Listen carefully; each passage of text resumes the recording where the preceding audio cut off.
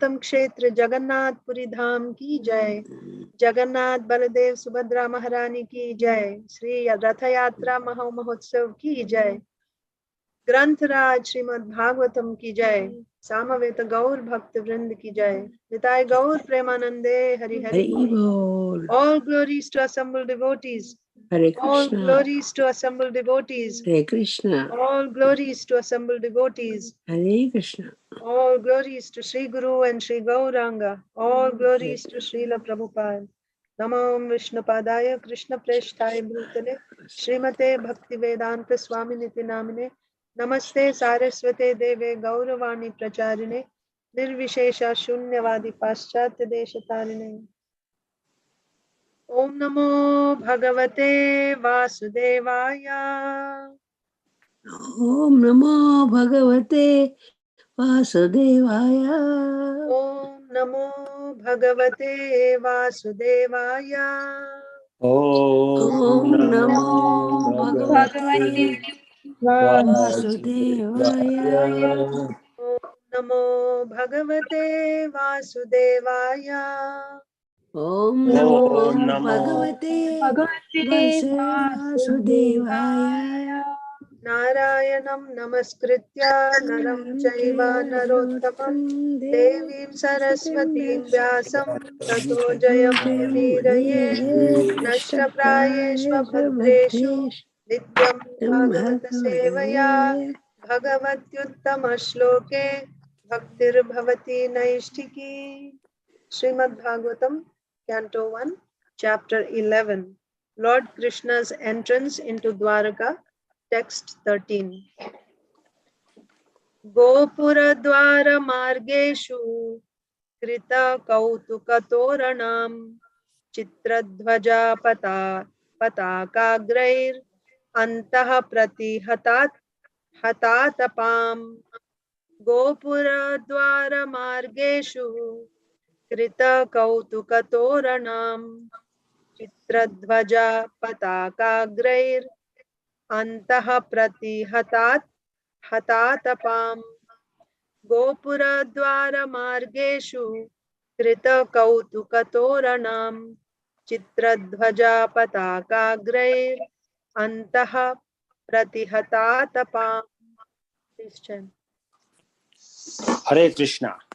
Gopura Dwara Margeshu Krata Kautuka Toranam Chitra Dhvaja Patakagre Antah Pratihatatapam. Hare Krishna. Gopura Dwara Margeshu Krita Kautuka Toranam Chitra Dhvaja Patakagre Antaha Pratihatatapam. Hare Krishna. Hare Krishna. Gopura Dwara Margeshu Krita Kautuka Toranam Chitradvaja Patakagrair Anta Pratihatatapam.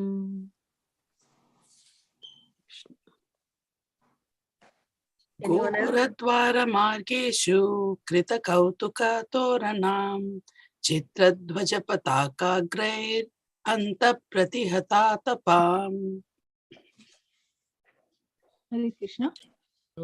Krita Kautuka Toranam Chitradhvaja Patakagrair Antaha Pratihatatapam. Hare Krishna. Hare Krishna.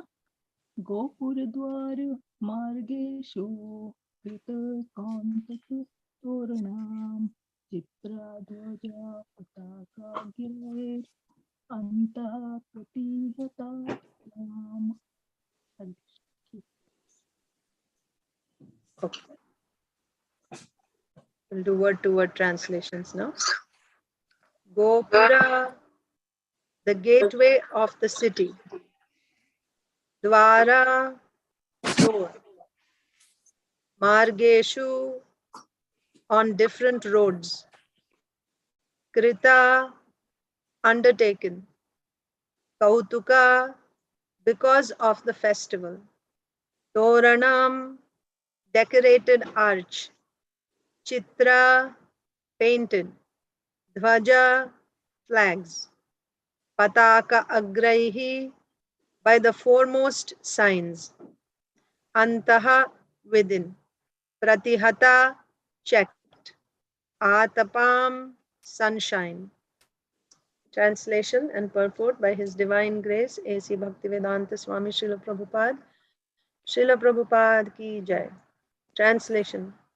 The city gateway, the household doors, and festooned arches along the roads were all nicely decorated with festive signs like plantain trees and mango leaves, all to welcome the Lord. Flags, garlands, and painted signs and slogans all combined to shade the sunshine. Purport. Signs of decoration in special festivals were also collected from the gifts of nature, such as the plantain trees, the mango trees, fruits and flowers. Mango trees, coconut palms, and plantain trees are still accepted as auspicious signs. The flags mentioned above were all painted with the picture of either Garuda or Hanuman, the two great servitors of the Lord. For devotees, such paintings and decorations are still adored, and the servitor of the Master is paid more respects for the satisfaction of the Lord. Om Ajnanatimirandhasya Jnananjana Salakaya Chakshurunmilitam Yena Tasmai Sri Gurave Namaha. Sri Chaitanya Manobhishtam Sthapitam Yena Bhutale Swayam Rupah Kada Mahyam Dadati Swapadantikam. Vandeham Sri Guru Sri Utapadakamalam Sri Gurun Vaishnavamscha Sri Rupam Sagrajatam Sahagana Raghunathanvitam Tam Sajivam Sadvaitam Savadhutam Parijana Sahitam Krishna Chaitanya Devam Sri Radha Krishna Padan Sahagana Lalita Sri Vishakhanvitamscha. He Krishna Karuna Sindho Dina Bandho Jagatpate Gopesha Gopika Kanta Radha Kanta Namostute. Tapta Kanchana Gaurangi Radhe Vrindavaneshwari Rishabhanu Sute Devi Pranamami Haripriye. Vancha kalpatarubhyascha kripa sindhubhya evacha patitanam pavanebhyo vaishnavebhyo namo namaha. Jai Sri Krishna Chaitanya Prabhu Nityananda Sri Advaita Gadadhar Srivasadi Gaur Bhakta Vrinda. Hare Krishna Krishna Krishna Hare Hare Hare Rama Rama Rama Hare Hare.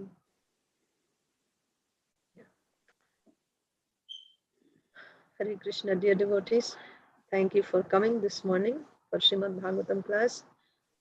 So this chapter is entitled Lord Krishna's Entrance into Dwaraka.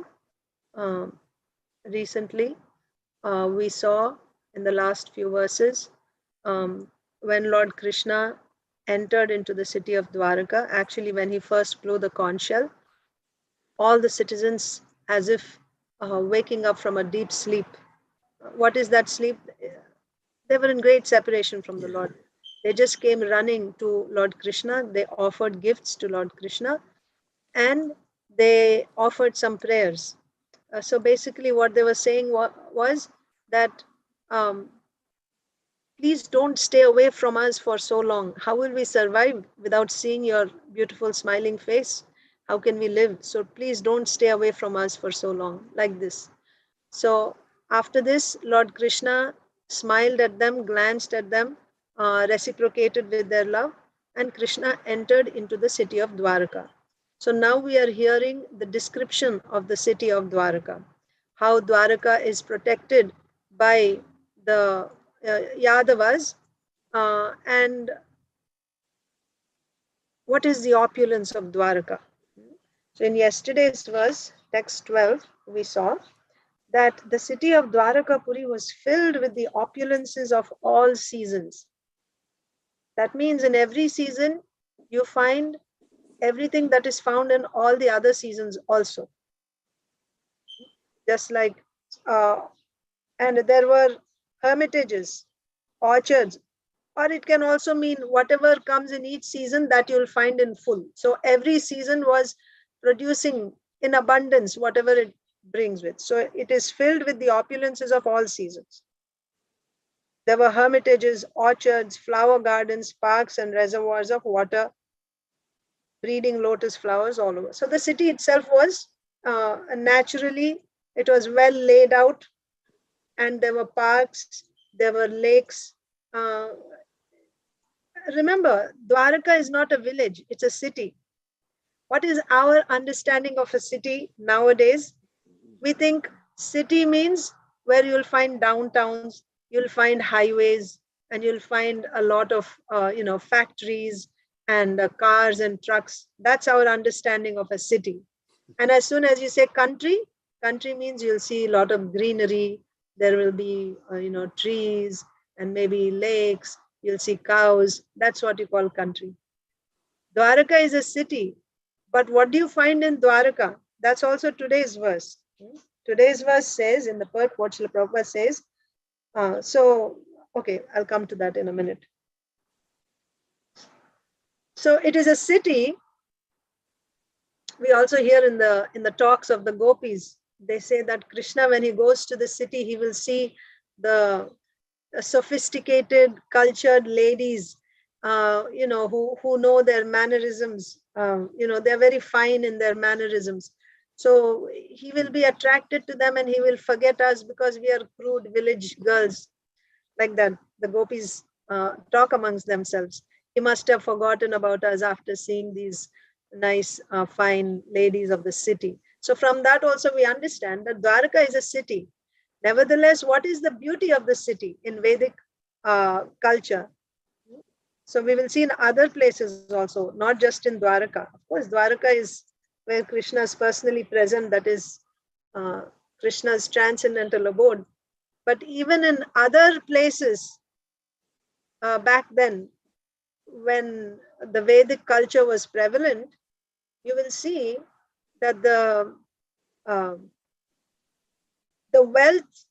wealth of the city is not in factories and in technology, and that was not the wealth of the city. The wealth of the city is in the gifts of nature, as described here. So they had orchards. They would have orchards. Do you find orchards in cities these days? Even if they'll be somewhere outside, they won't be in the cities. You don't find orchards in the city, fruit orchards. Flower gardens, maybe a little bit for decoration. Yeah, flower gardens, parks, and reservoirs of water breeding lotus flowers all over. And also there were hermitages. In the city, you will find these ashrams of sages, hermitages. So this is the opulence of Dwaraka. And not only that, for this particular occasion, to welcome Krishna, it is nicely decorated. So that is today's verse. The city gateway. So there is an entrance to the whole city. There's a gateway to enter into the city.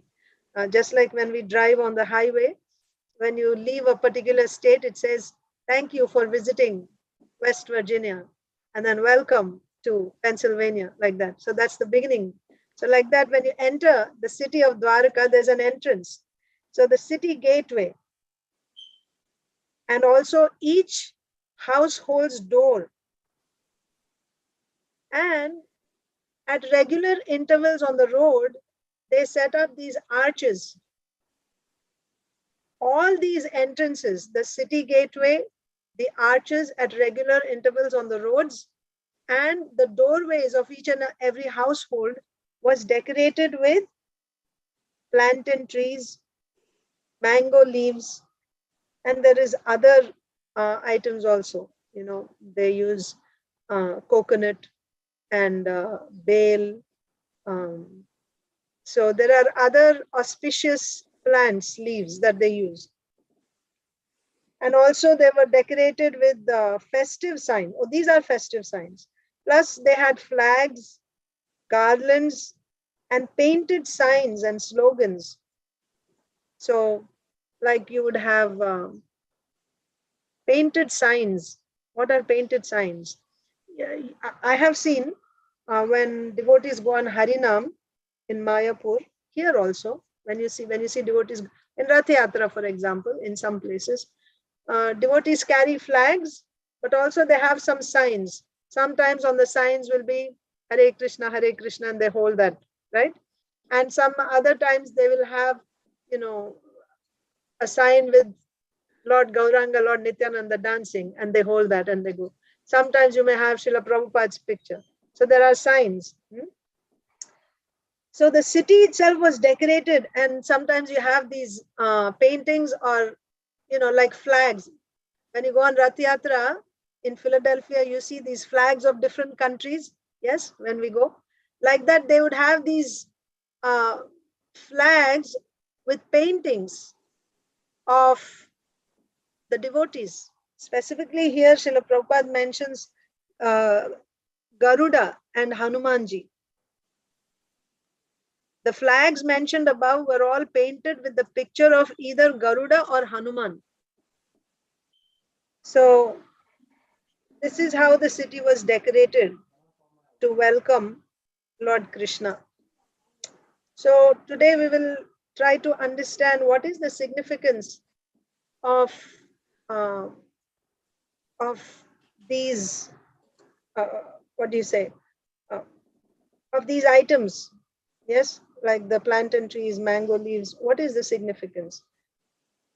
It is a sign of auspiciousness. So yesterday also, in yesterday's purport, we read that certain trees are considered to be pious trees. What are the trees that are pious trees? Trees that produce seasonal fruits and flowers, they are considered to be pious. Whereas impious trees are useless junk. They are useless in the sense they don't produce any fruits, flowers, or don't even give shade to the people from the scorching sun. So they are considered to be impious. So what is their only use? They can only be used to supply fuels. So that their wood can be used to burn and cook on it like that. So even in animals also you have pious and impious. Yes, just like if you keep a cow, of course cow we don't consider an animal. Cow is our mother. But cows, if you want, when you are going out on a particular project, it is considered very auspicious if you see a cow before you leave home or on the way. You see a cow, that means your whatever project that you have undertaken, it's going to be successful. You'll get good, auspicious benedictions. Whereas if you see a donkey or a black cat, or what to speak of vultures and jackals, you hear them, that's not considered to be a good omen. So we hear again and again, we see about these symptoms in the scriptures in several places. So one example would be in the case of Dhruva Maharaj. So after Dhruva Maharaj performed tapasya and he got darshan of Lord Vishnu and the benediction from Lord Vishnu, now Dhruva Maharaj is returning home. So when he enters, actually before he enters, Narad Muni comes to his father Uttanpad Maharaj and will inform him that Dhruva has succeeded in his mission. He got darshan of the Supreme Lord. He got blessed by the Supreme Lord. Now he's coming back. So Uttanpad Maharaj, along with all the residents, they all go running on their chariots, elephants. They bring a special elephant for Dhruva Maharaj to seat him on that. So they all go to greet him. So how was the city decorated at that time to welcome Dhruva Maharaj? We see that in the 4th canto, 9th chapter of Srimad Bhagavatam. The whole city was decorated with columns of banana trees containing bunches of fruits and flowers. See? Banana trees with bunches of fruits and flowers. So is it not obvious? Also a lady, right? A lady who has children, she's considered to be like, when you have some program at home, then it is auspicious to, ladies have their programs regular at regular times.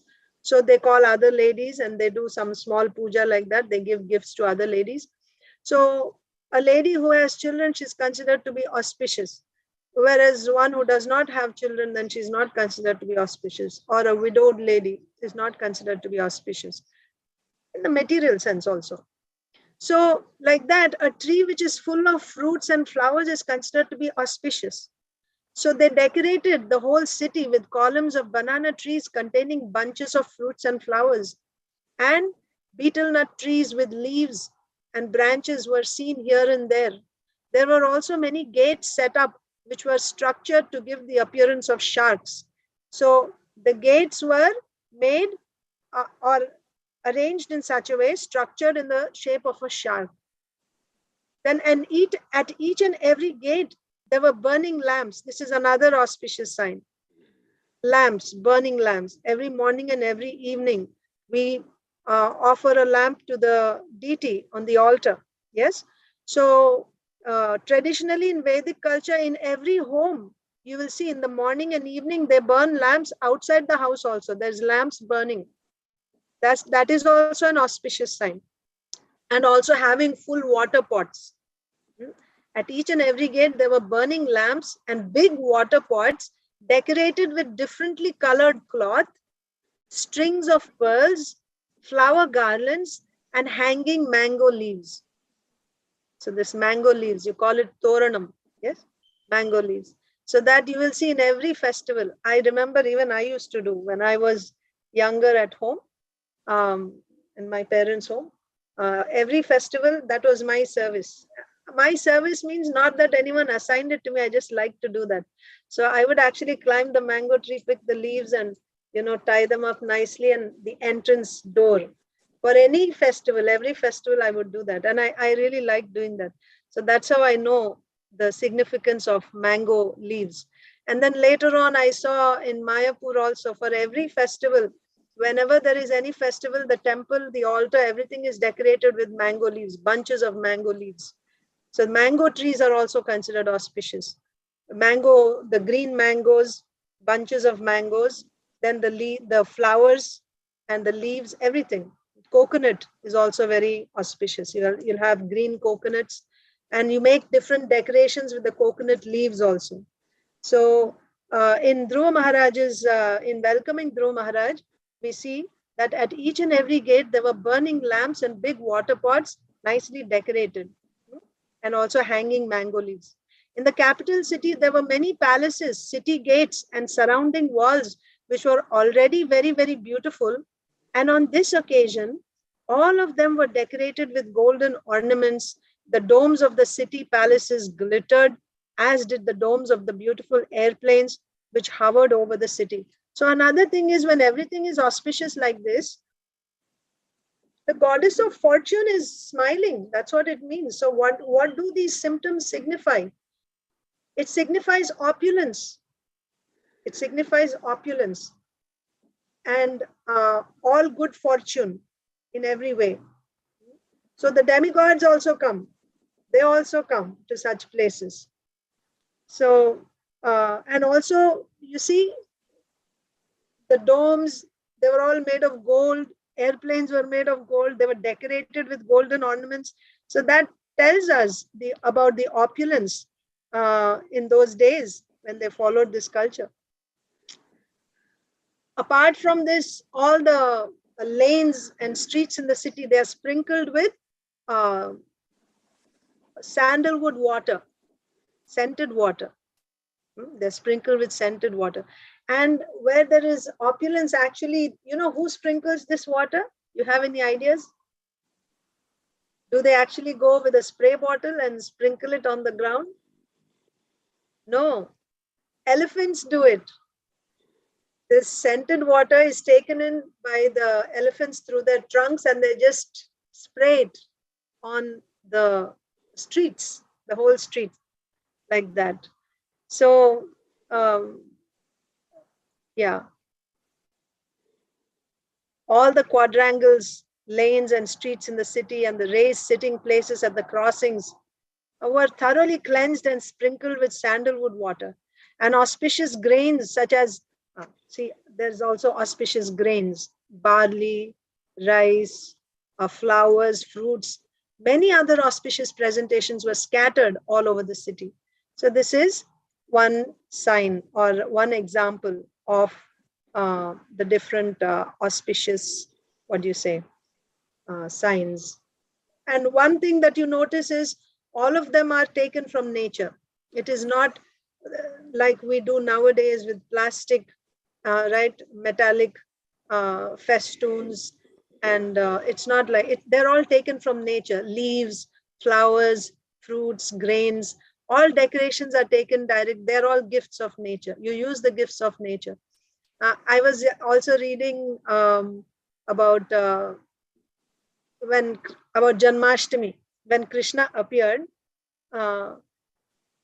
how the city was decorated. Actually, city was decorated means this is from nature side itself, not that the people were doing it.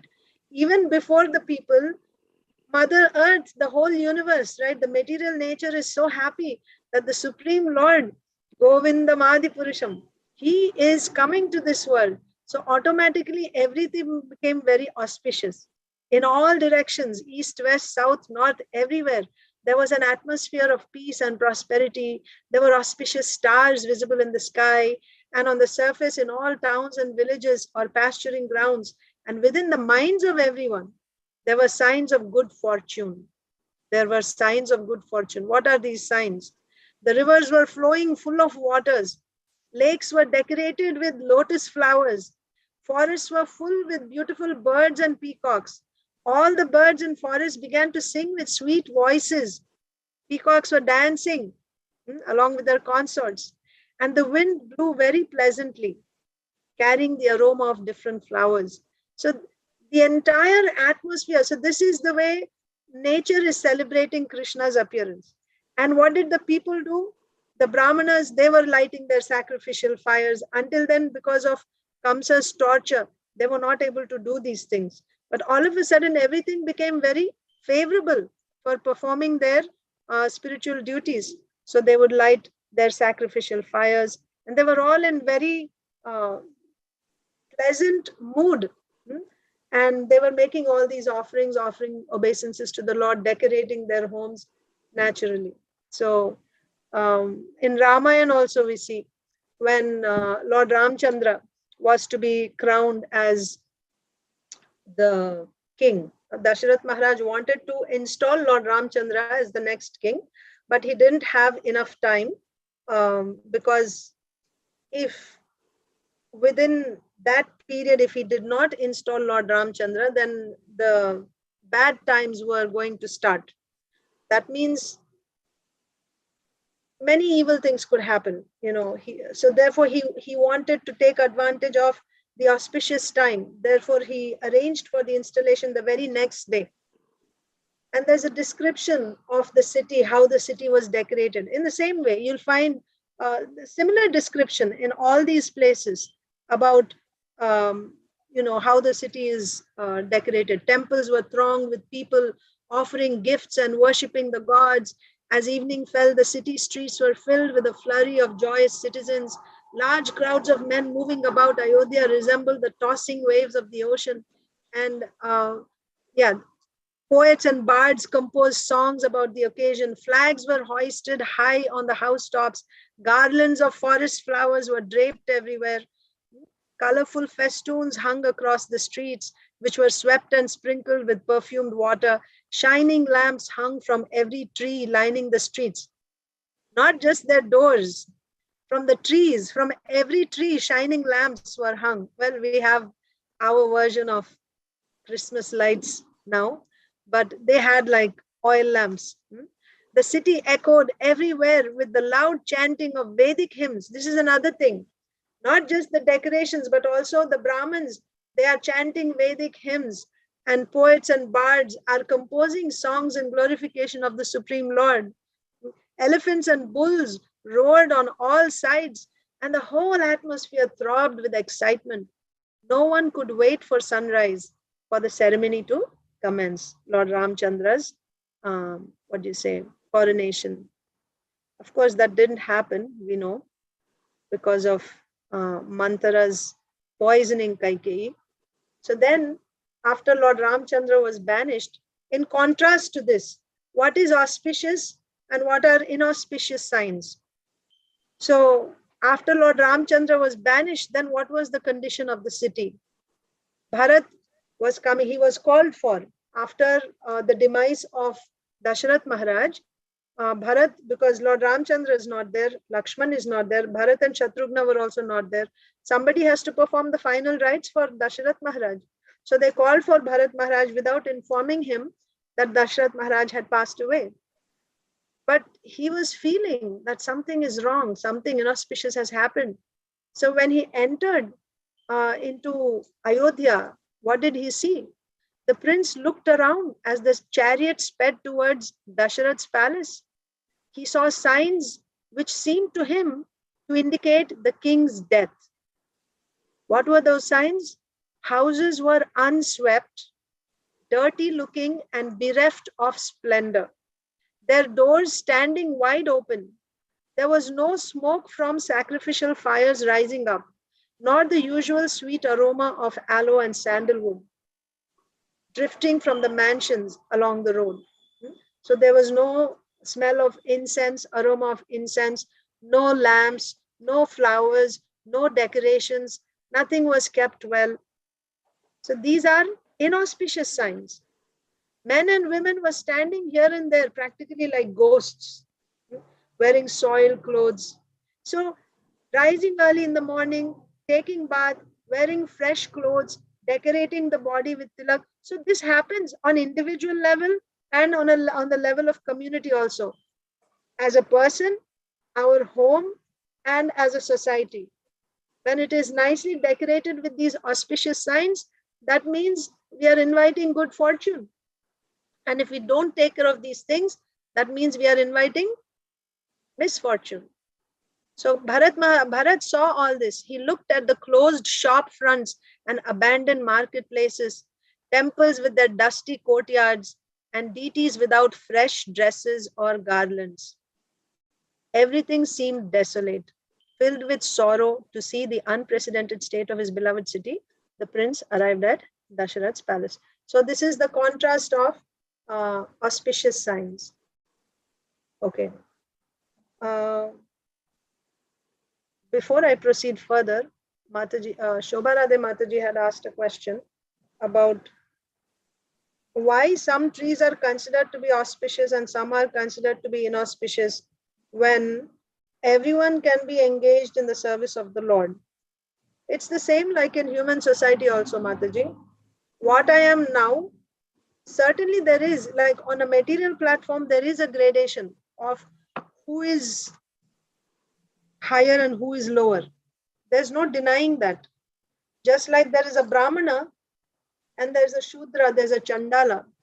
Why someone has been awarded the body of a Brahmana where he eats pure foods? He served pure foods, right? He doesn't eat dead food and rotten things, and he doesn't engage in dirty activities like intoxication and illicit sex.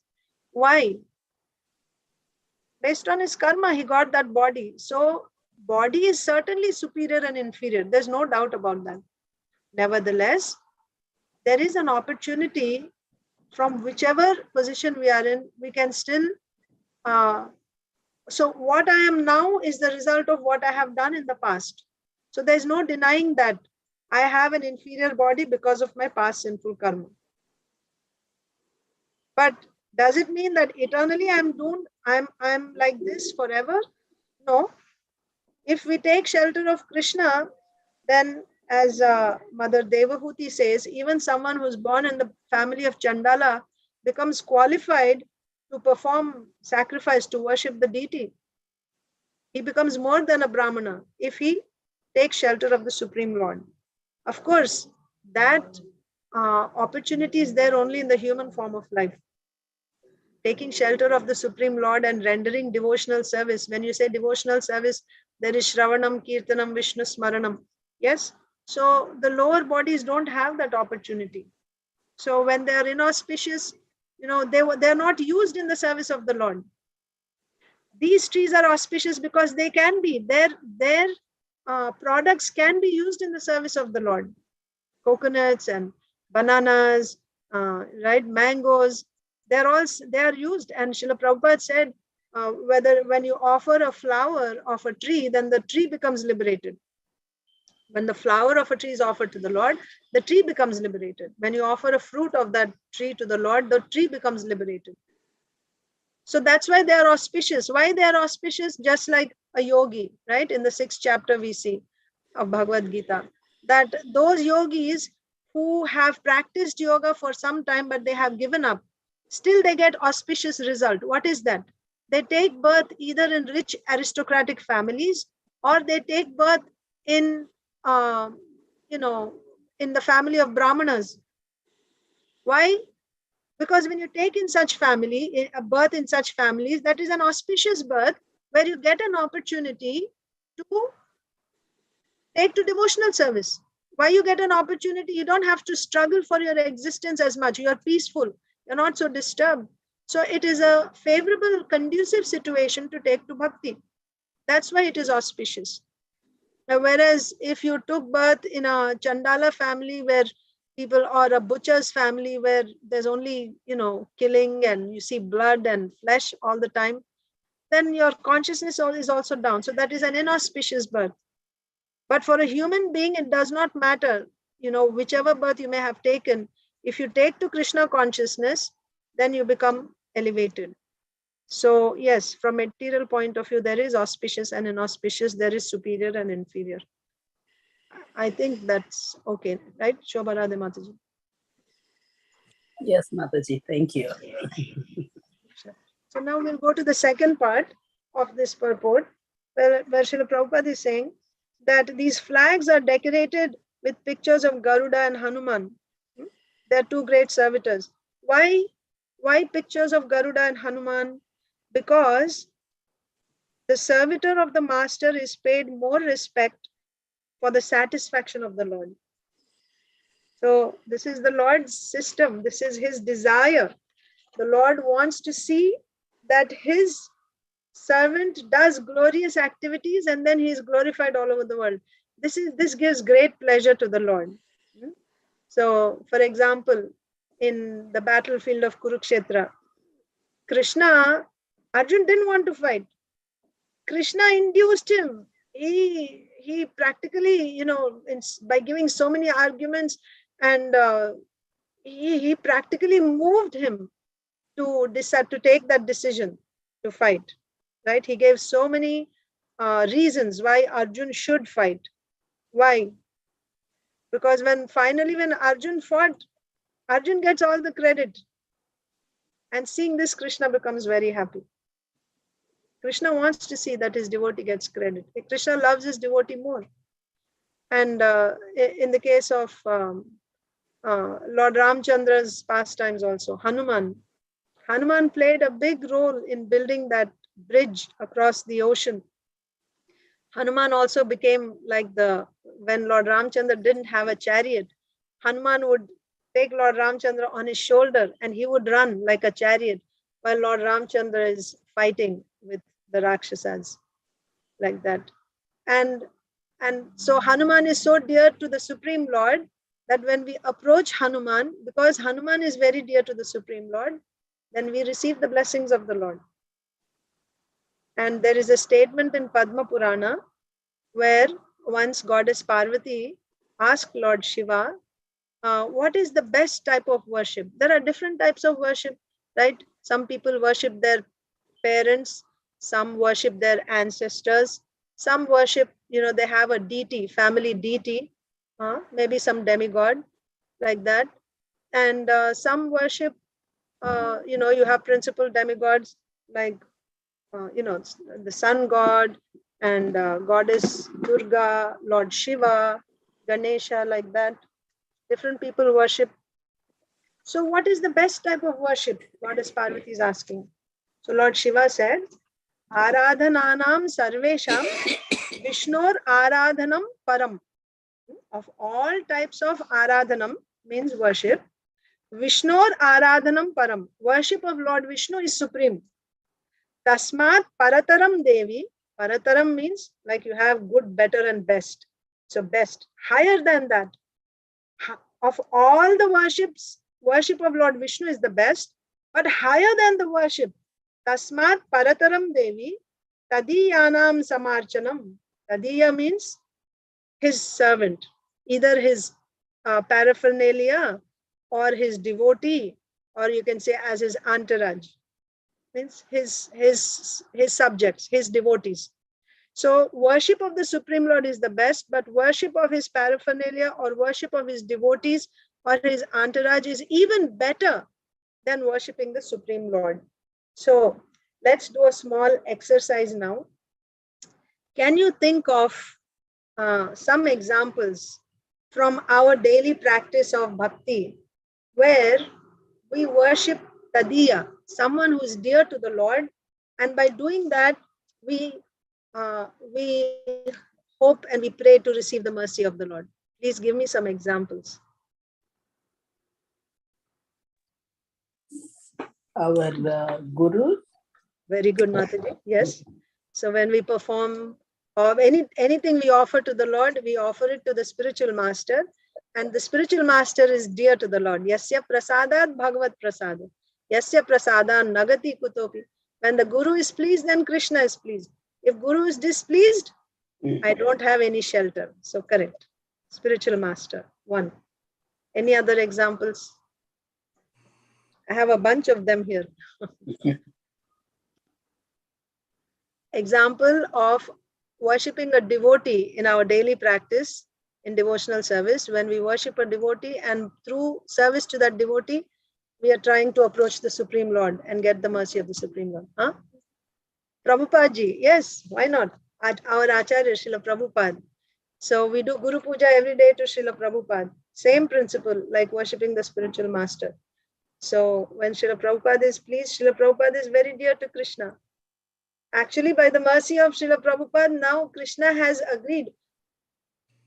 See, when somebody renders pure, unalloyed devotional service to Krishna, then Krishna feels like there's nothing there for me to repay. So he gives himself to that devotee. But the devotee has to come to that level of pure love. What is pure love? Pure love means where you don't desire anything for yourself. Your only desire means whatever I do, whatever I think, whatever I speak, the motivation for that is Krishna's pleasure. That is pure love. So when someone renders devotional service to the Lord with such pure love, the Lord feels that I don't have anything to pay back to this person. So he gives himself to that person. Now that devotee will have Krishna and he can give Krishna to anyone and everyone. So Srila Prabhupada is such a devotee that now he has Krishna and he is giving Krishna to all of us. Yes, that's why we have Krishna in all our temples, because of Srila Prabhupada's pure love for Krishna. So yes, when we bow down before Krishna, then before Prabhupada, then we are pleasing Krishna. And worship of Tulsi also. Tulsi. Very good, Mataji. Thank you. Tulsi Maharani is a pure devotee of the Lord. So when we make any offering, bhoga, we put a Tulsi leaf. In fact, Krishna won't accept any offering if there is no Tulsi. If you don't have fresh Tulsi, in winter times, sometimes if you don't have, then at least offer a dry leaf. Or if you don't even have a dry leaf, offer a stem, small stem of Tulsi. But Tulsi has to be there. Another example of by serving a devotee, so you're taking shelter of a devotee of the Lord, and then the Lord will accept my service. Yes. Any other examples? In temples, do you see? When you go to the Lord's temple, do you see any devotee personalities there before you see the Lord? I'm giving hints. Huh? Srila Prabhupada, yes. But if you go to South Indian temples, you will see there is Garuda Stamba. Also in Puri, Jagannath Puri. Before you see the Lord himself, first you see Garuda Stamba. That means you take darshan of the devotee And by that, you get the mercy of the Lord. Then you get the qualification to go and see the Lord. So you also have Hanumanji at the entrance, Garuji. What about Jai Vijay? You've been to New Vrindavan? So in temples of Lord Vishnu, you see Jai Vijay outside. They are the devotees of the Lord. First you take their darshan, and then you enter into the temple and you take darshan of the Supreme Lord. So Sudarshan Chakra, yes, Sudarshan Chakra. You worship Sudarshan Chakra along with Jagannath, Baladev, Subhadra. So by worshipping the devotee, then you can get the mercy of the Supreme Lord. Like that. How about Ganga, Ganga Devi? We worship Ganga Devi because she's Tadiya. She's a devotee of the Lord. So by getting her mercy, we can get mercy of the Supreme Lord. Like that. So how about some examples from scripture where somebody has approached the Lord, because directly when this person tried to approach the Lord, he could not get the mercy of the Lord. He could not please the Lord. So then he takes shelter of a devotee, and standing behind that devotee, this person approaches the Lord, and then he will receive the mercy of the Lord. I have two examples in my mind. I will see if anyone can guess. Example of somebody who approached the Lord with the help of a devotee from our Bhagavatam, Srimad Bhagavatam. Ataji, how about mother cows? Yes, mother cows, certainly. Dhruv Maharaj. You will have to explain how. How Dhruv Maharaj? Or how cow also. Yes, Prabhu. Yes, Mataji. So Narada Muni gives him the instructions, right? How he can please the Supreme Personality of Godhead. So by following the instructions of Narada Muni, he was able to see the Lord face to face. Yes. Yes, Prabhuji. Very nice. Thank you.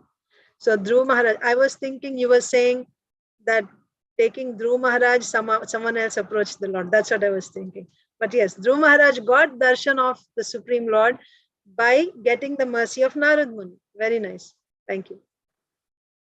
And Jai Ganesh Prabhu said cows. Yes, when you serve the cows, Krishna is very pleased because he is Namo Brahmanya Devaya Go Brahmana Hitaya Cha.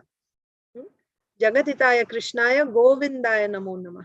So he is the well-wisher of the cows, the Brahmanas. So when we serve the Brahmanas and cows, then Krishna becomes pleased. So regarding this, there's one pastime in Krishna book when Lord Indra offends Krishna by trying to inundate Braja, Vrindavan. And then Lord Krishna is very upset with Indra. Yes, because he tried to destroy and hurt his devotees, the Brajbasis.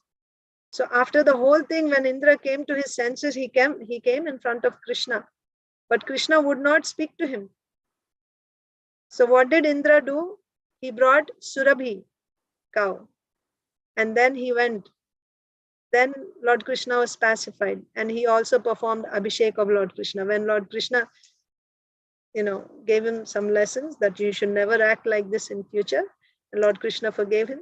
And then Lord Indra performed Abhishekam of Lord Krishna. And then he gave him the name Govinda. Govinda.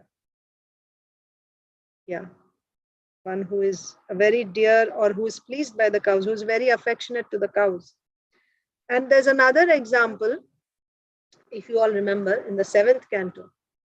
After Lord Nishingadev killed Hiranyakashipu, all the demigods, they came and they started offering prayers to Lord Nishingadev. Lord Nishingadev went and sat on the throne of Hiranyakashipu. And one by one, the demigods came and they said, so there's a representative of each class of demigods. So they came, the leader of that particular class, they came and they said, oh, this demon Hiranyakashipu had tortured us. He has taken away all our powers and like that. Now we are so happy. Finally, by your mercy, you killed him. So we are relieved from that. All different grades of people, from Pitraloka, the Gandharvas, the Kinnaras, the Charanas, Lord Indra, Lord Brahma, everyone, Lord Shiva, everybody came one by one and offered prayers to Lord Nishingadev. But Lord Nrsimhadev was not satisfied. He was still very angry. Then Lord Brahma requested Lakshmi Devi. The Lord doesn't seem to be pacified. You are his wife. Please, you go and you pacify Lord Nrsimhadev. So Lakshmi Devi went and she saw, my God, he's so angry. I cannot go in front of him now. So she also came back. Then what did Lord Brahma do? He sent Prahlad Maharaj. He said, my dear Prahlad, Nrsimhadev has appeared for your sake. You please go. He will be pacified with you. And Prahlad Maharaj went and he fell flat, dandavat, obeisances, at the lotus feet of Lord Nrsimhadev in great humility. Seeing him, seeing Prahlad Maharaj, 5-year-old boy, at the lotus feet, at his lotus feet, Lord Nrsimhadev, his heart melted, his anger subsided. He picked up Prahlad Maharaj, put him on his lap, and put his hand on the head of Prahlad Maharaj. And then Prahlad Maharaj began to offer prayers. So the Lord is very pleased with his devotee. He cannot be angry. So when we take shelter of such devotees, that's our only hope.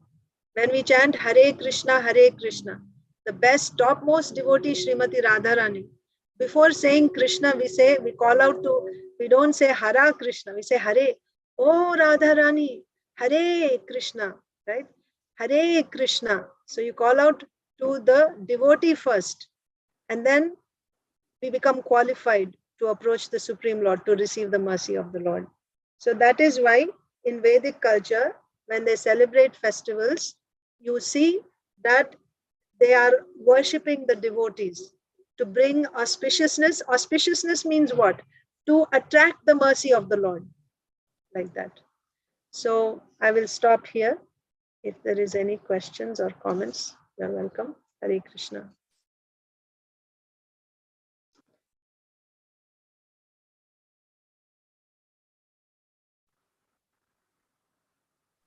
Anybody has questions, you can just unmute yourself and go ahead.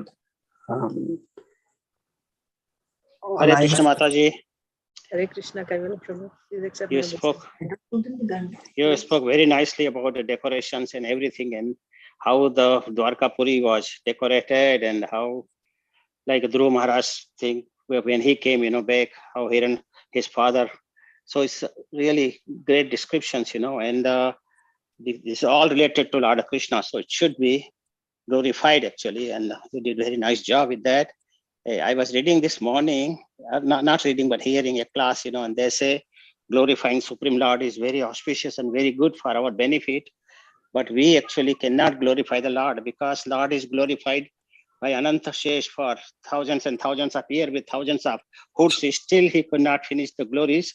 So Jiva Goswami actually recommended that we should glorify his devotees like Dhruv Maharaj, Prahlad Maharaj, and that's more beneficial for us rather than glorifying, because it's very hard. Krishna has so many qualities, which we cannot glorify. So that's what Jiva Goswami advised, that glorify his devotees, and that's much better for us as a sadhakas. Thank you. Thank you so much, Prabhuji. Hare Yes, Krishna. Hare Krishna. Yeah, glorifying the devotee is better, because I was saying in terms of worshipping the devotee, but worshipping the devotee means even glorifying. Yes. How much justice can we do in glorifying the Supreme Lord? He's so unlimited. We cannot do justice in glorifying the Supreme Lord. But when we glorify the devotee, and also we repeat the words of the devotee, like when we sing the songs glorifying the Supreme Lord, they're not our words, isn't it? They are the realizations of these great devotees that they are seeing about the Supreme Lord, and we are repeating their words. So that way also we are glorifying the Lord through the devotee, not directly. So yes, and glorifying the devotee of the Lord. So that's why it's very nectarian when we hear Srila Prabhupada's pastimes, when devotees, Prabhupada disciples come together and they share their experiences or realizations with Srila Prabhupada. It's a very nectarian session, glorifying the devotee of the Lord. So yes, thank you, Prabhuji. Thank you, Mataji. Hare Krishna.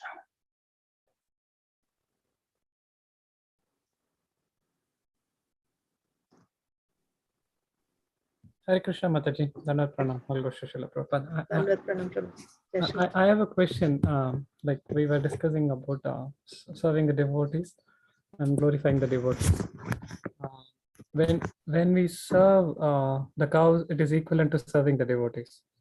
Yes, certainly. And yeah, with that statement, is it also equivalent to getting association of devotees when we are with the cows? Yes, it is. It is. Okay. And is there any difference between the association of human devotees and the cow devotee? Are we missing anything if we are away from the devotees? If we are in the farm or with the cows? Well, because you're getting so much association from the cows, I think you should give your association to other people also. That way you'll be sharing that. So being with the devotees, you get with the cows who are devotees, you're getting so much from them. But when you meet with other people and other devotees, so you're also contributing to sharing the mercy that you're receiving with others. So you should also get together with other people. But yeah, your question is, are you missing out of, no, not really. Especially if it is because of your service and your circumstances, you're located in a place where there's no other devotees. But there is two types of devotee association. There is person Bhagavat and book Bhagavat. So book Bhagavat is also association. That is all personalities, great devotees of the Lord, and written by Srila Prabhupada's purport. That is person. You're taking association of Srila Prabhupada. So just like Vapu and Vani. So when you don't have, if Vapu is available, physical association is available, we should certainly take advantage of it. Not that, oh, I don't need it because I already have something else. That shouldn't be the mood.